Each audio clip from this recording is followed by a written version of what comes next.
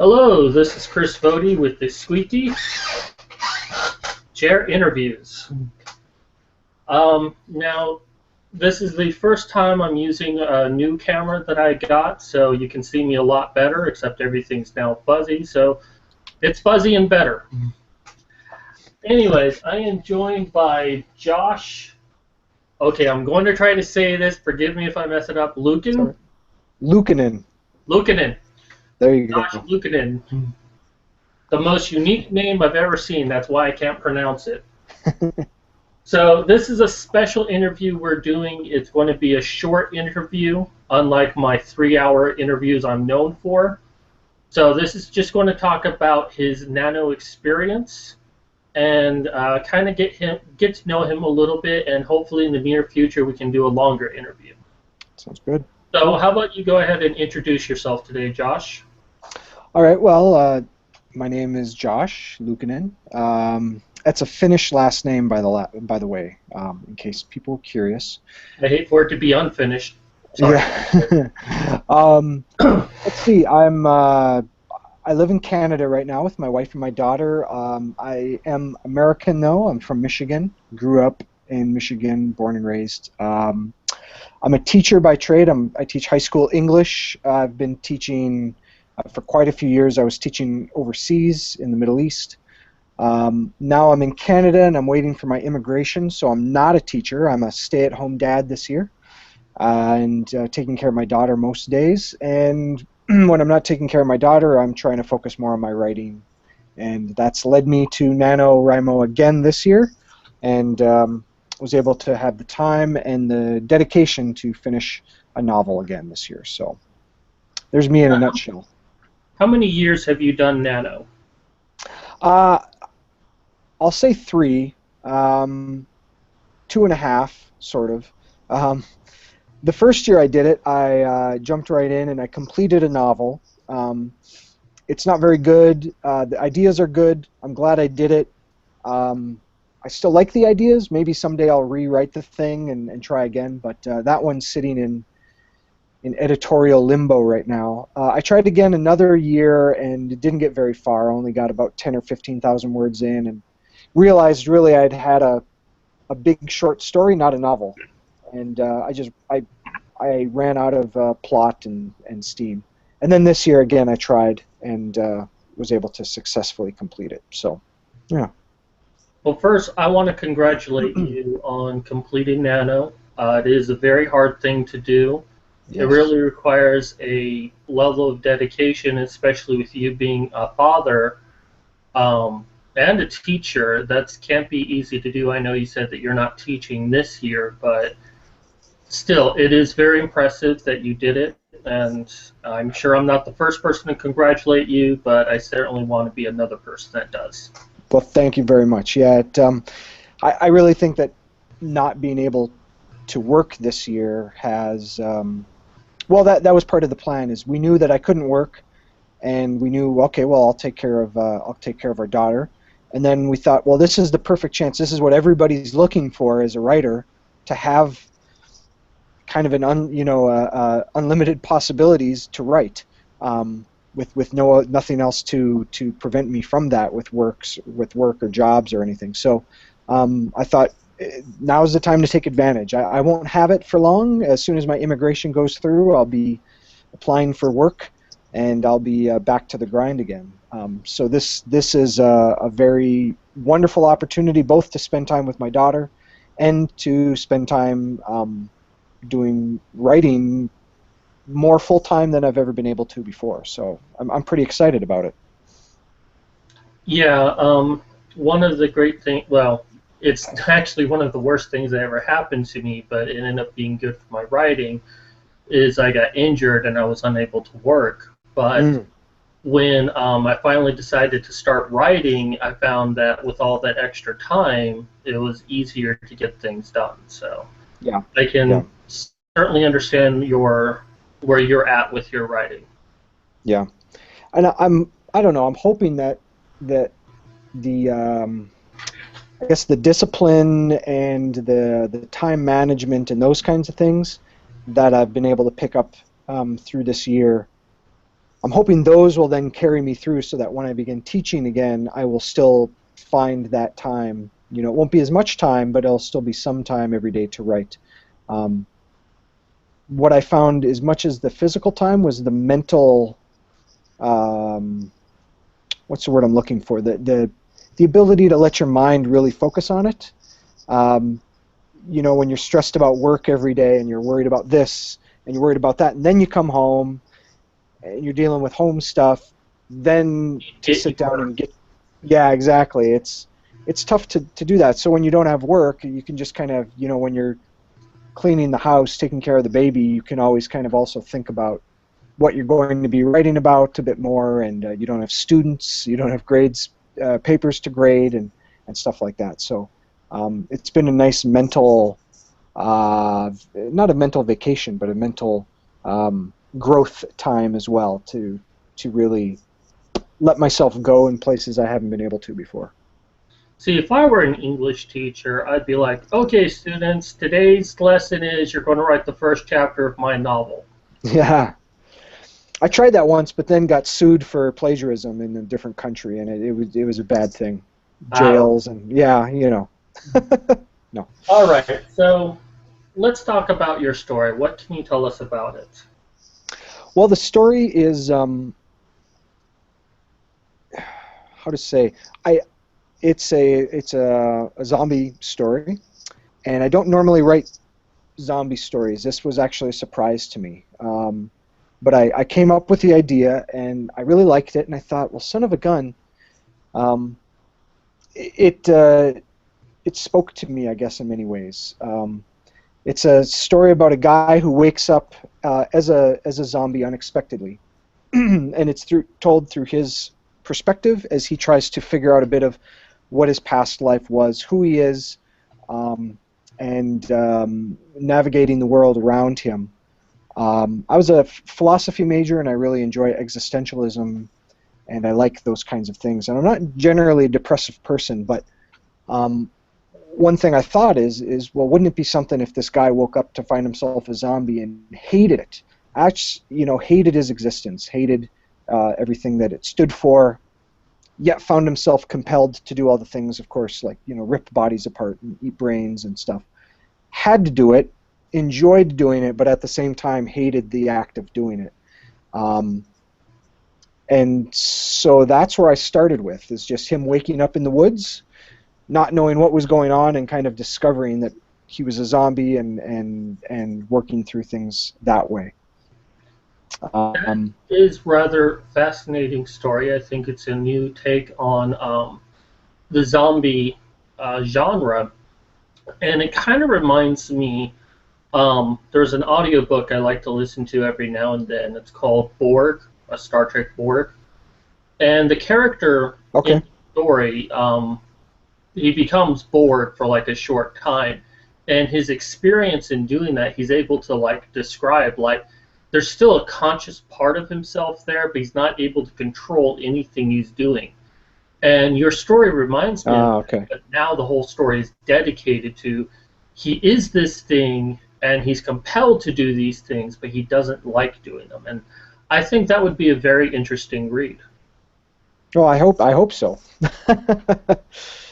As a I'm a strongly religious person too, and you know, struggling with those inner battles for much of my life. I think even that, and that idea of the existential dilemma of us in the world as an individual having to confront whatever it is out there, whether it's belief in God, whether it's a void, whether it's just, you know, getting through the day, um, sane, whatever it is, that idea of a person having to go into that and deal with that has always been very appealing to me. I think that's why I like Ernest Hemingway a lot, for many of those reasons, right? It's always this individual who's up against the vastness of either the world out there or just the self, and having to deal with that and having to either overcome or be overcome by it.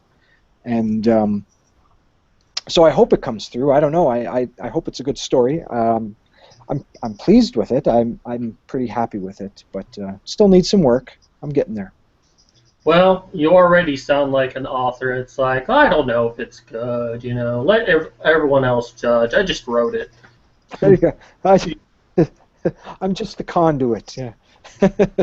So you state that you learned a lot doing nano in previous years. What would you say you learned this year that really helped you? I think this year I let the story go in unexpected places where other years I I didn't allow it. I didn't, as you write, you have those. Every author's talked about them, whatever they are. They're just flashes, they're insights, or you're just writing, and all of a sudden your character does something unexpected, and you're looking at your hands, going, "Well, wait a second, I'm the one controlling you. What are you doing?" Um, and this time I just kind of let it go, and I thought, well, I can delete it later.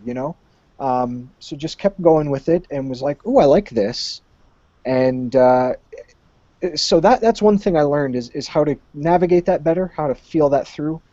Um, and I think the other thing was just time management, discipline, getting the thing done, setting down to do it, and that's been a big help to me as well this year. So what you're talking about there, it's a technique that many people do. I actually learned from reading Stephen King's book on writing, where he's saying, let your Yeah. characters have control of the story. And this Yep. is a technique that I developed for myself where I just let them go. And I'm like, okay, but actually what I do is I focus mostly on character creation before I write the story. And, Mm. try to get every detail about them I can, about their background, their personalities. If they go into a bar, what drink would they order? How would they walk into a bar? I try to understand the characters to such a great level so when I start writing them, which even then I still learn more about them as I write them than I plan them, but I just let them go. I throw an obstacle in the way and I ask them, how do you handle this? I don't really converse Mm. with my characters though. I feel like I'm more of a fly on the wall. But that technique you did is a Yep. really good one, in my opinion, because it allows your characters to be more human, to have more spontaneity. Not to take away from anyone who needs to outline and plan. You can still do good work with that, but I just really like that technique of just letting your characters go. What I really got lucky this time too, because my character doesn't know anything about himself. I could approach him so not knowing anything. So um, as the story progressed and as he learned, it was as if I was learning as well. I didn't, I was probably 9/10 of the way through writing this first draft when I finally figured out what job he had before he, got turned. Um, because that's when he found out. As I was writing it, I thought, oh, okay, now, here we go. And then I had to fill in some backstory later to make it make sense. But it was kind of cool that way. Normally, I kill myself with, and I do too much of it, and I bog the story down. Because I know too many details about their past, stuff that is completely irrelevant, but helps me create the character, and I load that into the story, and then it's completely boring. It's like looking at somebody else's yearbook, right? It's interesting to them, but not interesting to really anybody else. So this year, I lucked out. I was able to let the character go, but I didn't have to know anything either. And as we both learned together what was happening as it happened. So that was kind of cool. I've never had that experience before. Yeah, that is one of the hardest things to deal with. This is more of like a world building issue than a character issue, but you still run into it with your characters. Yeah. That you know every aspect of the world around you, but you got to know how much to put in there so people can navigate through it and see the world, but not be bogged down to what shade of green every single leaf is. And you might be able to see that Yeah. clearly in your head, but you don't need your readers to be able to see that, and that's just something that comes with practice. You've Yep. just got to take it a little bit at a time and try it, and be ready for people to say, dude, this is like, you don't need this. I don't need to know how many steps are here. 5,028 is a little too much information. So, no, that is Exactly. I certainly hope, though, that this opportunity to develop that technique will help you in the future, because it's a very good technique. It's a very hard technique to do, but it's a very good one, and with your experience in knowing nothing about your character and learning about him as you go, I think that's a perfect opportunity to really learn like you did. Yeah, I hope so. I've got a challenge with a former colleague. He's an English teacher as well, and we both challenged each other to do a story for January 1st. And it's like, maybe I'll pick a story I've already written and have kind of fiddled around with. And I thought, no, I want to do something new to get my head out of the nano mode a bit, and to do some new fiction right away. But also to do exactly what you said, is to now into bit with some of this stuff that I've learned and see what happens. So I'm excited to try that out. One advantage to this, which is something I learned last year, was this is also known as pantsing, when you don't necessarily know what the next event is going to be. You kind of come up to it as you write it. And in doing so, I ended up creating a twist within my book that I didn't know was going to happen at the beginning. I only knew about it like Nice. 2 chapters before it actually happened. I'm like, oh my god, that is brilliant. And I like to think, because I didn't know it was going to happen until I wrote it, that when people read it, they're not going to realize that's the direction I'm going. True.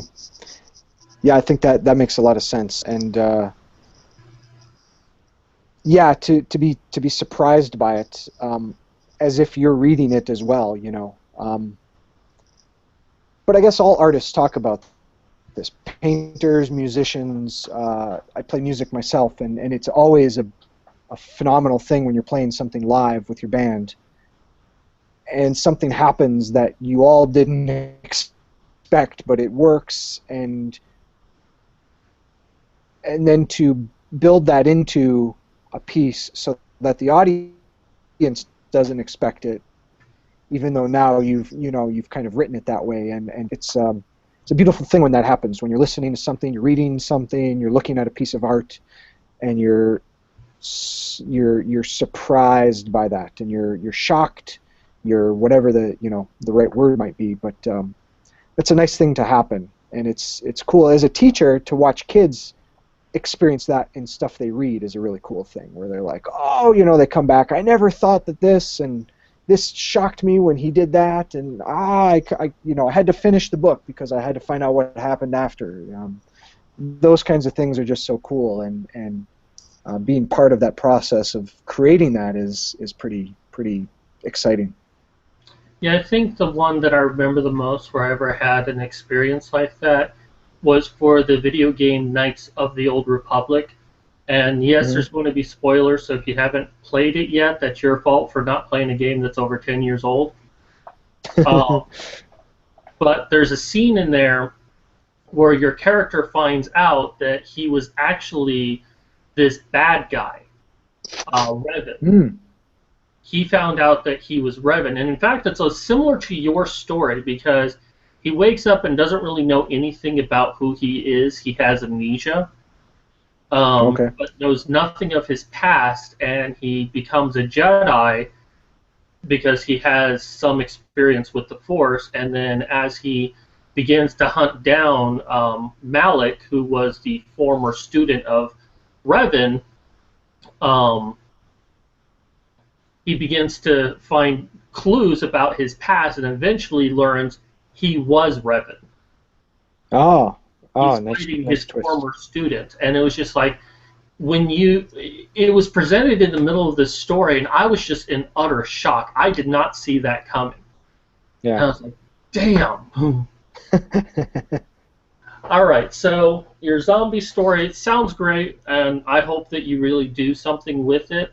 What's the next step from here with your story? Well, the next step is I'm editing now. I'm trying to get a few sections to a chapter done every day, if I can. Just going through some basic stuff, inconsistencies, filling in some story holes, stuff like that. Um, Two steps really. One is I'm involved in a contest on Medium.com, which is kind of a, I don't know what it is. It's a new kind of blogging platform. People write articles, people do stuff like that, and they're having a NaNoWriMo novel synopsis competition.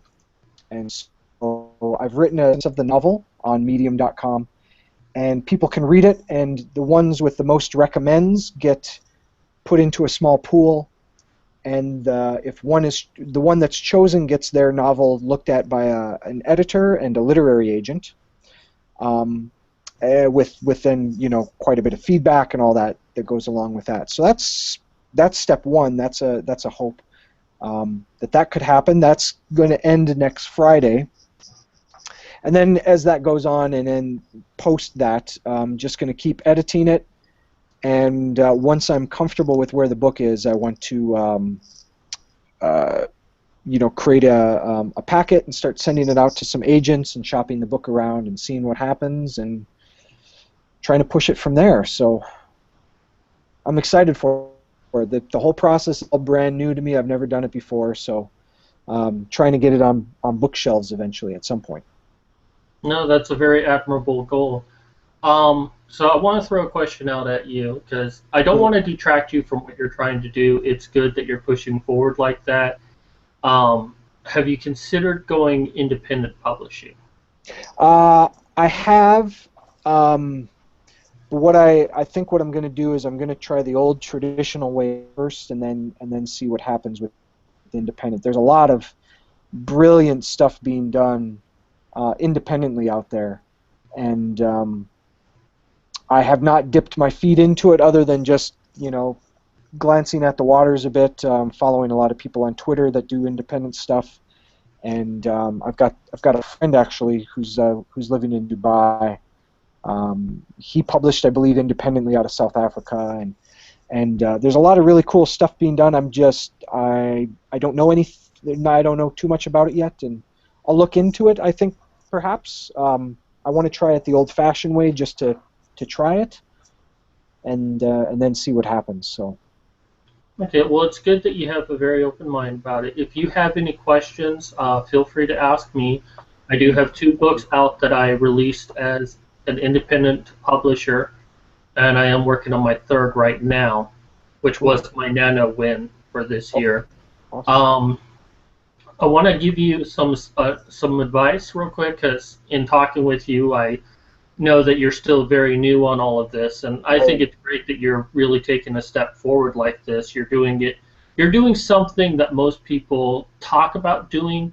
You're actually doing it. So that right there, I commend you for. Well, thank you.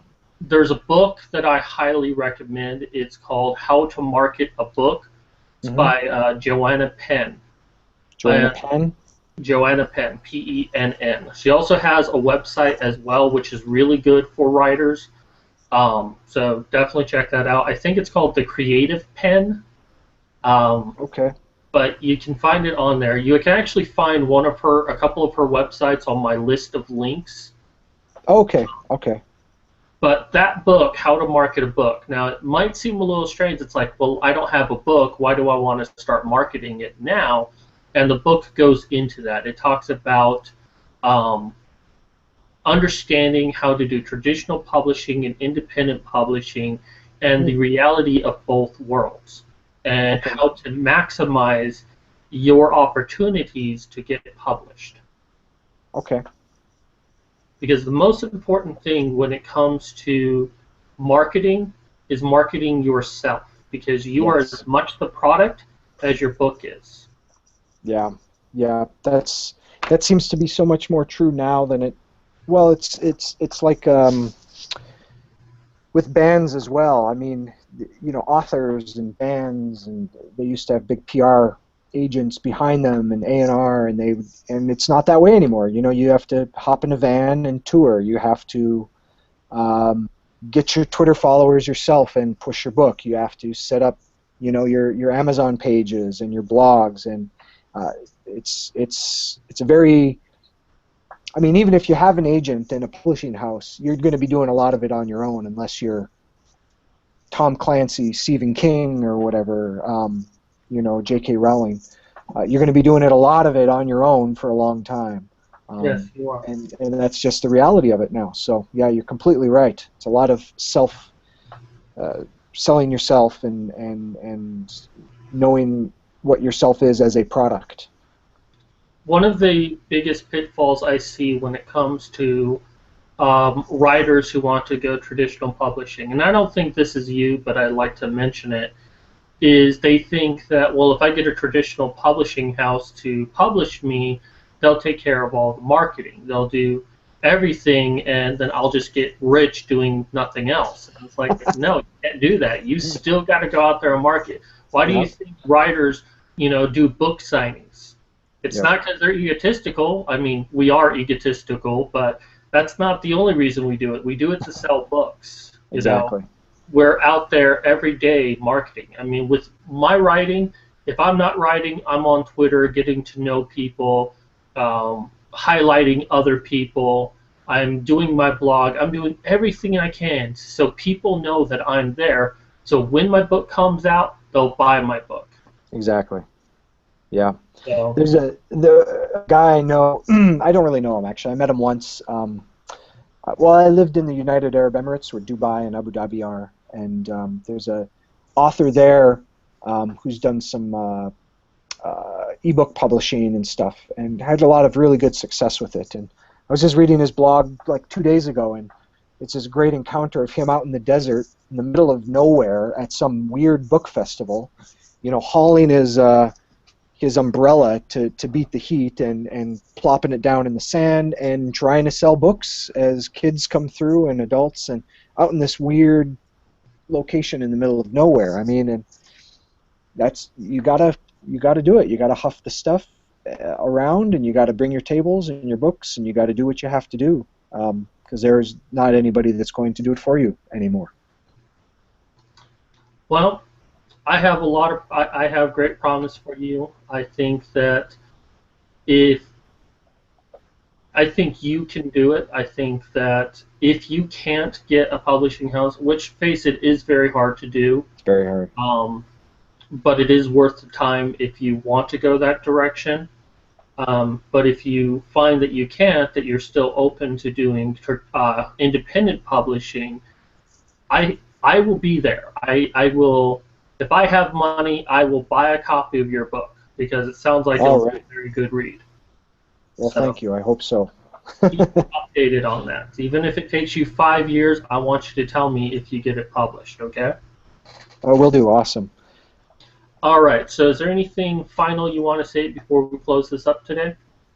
No, I don't think so. I mean, I really enjoy the opportunity. First time I've ever done anything like this. And it's definitely weird. I mean, I'm an English teacher, right? So I spend my days talking about books that other people have done, and I tell them that I've written, and I've been trying to do things, and my students are all super supportive.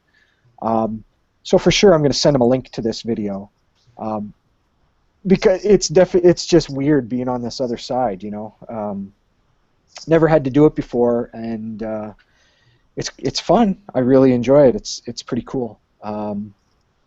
And I'm thank you that you gave me the opportunity to do it. This no-name guy with a weird Finnish last name from Northern Ontario. It's cool that you were able to talk to me and give me this chance. So thank you. Well, it's you who volunteered for this. It's you who came forward and said that you wanted to do this. No, seriously. Well, I know, yeah. You saw an opportunity and you took it, and that's what you have to do. So, as much as I can help you, I love helping other writers. I kind of feel like I'm a teacher myself with my blog. I envy you for being an English teacher because that sounds like, well, it sounds cool to do. I wouldn't say fun to do, but It has its moments, yeah. but the fact that I put it out there, hey, does anyone want to do this? You said, yeah, I do, and here we are.